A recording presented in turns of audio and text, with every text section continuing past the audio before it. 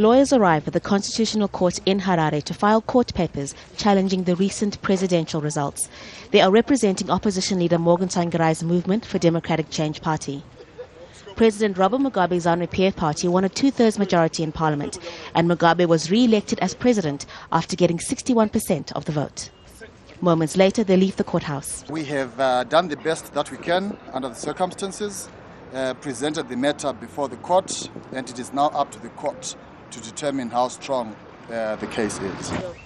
Independent poll monitors say there was widespread manipulation of the voters' roll and allegations of intimidation. We are able to show that armed forces played a critical role in this election. They told the villagers, forced the villagers to vote for ZANU-PF. We have this evidence partly on record, written record, and sometimes on electronic. The Constitutional Court has 14 days to make a decision. If the challenge is dismissed, Mugabe should be sworn in as president within 48 hours.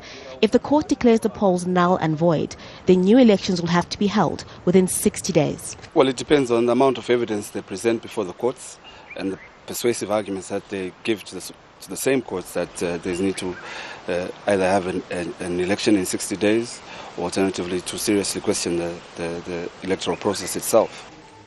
The Zimbabwe Electoral Commission admits there were some logistical problems during the July 31st polls.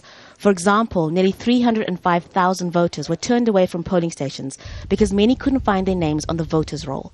And most of the people turned away were in urban areas, traditionally opposition strongholds. Mugabe's ZANU-PF party denies allegations of intimidation and vote rigging and promises not to interfere with the judiciary. But courts here are perceived by some to be pro-ZANU-PF. They worry Tsvangirai's MDC party won't get a fair process. Haru, Mutasa, Jazeera, Harare.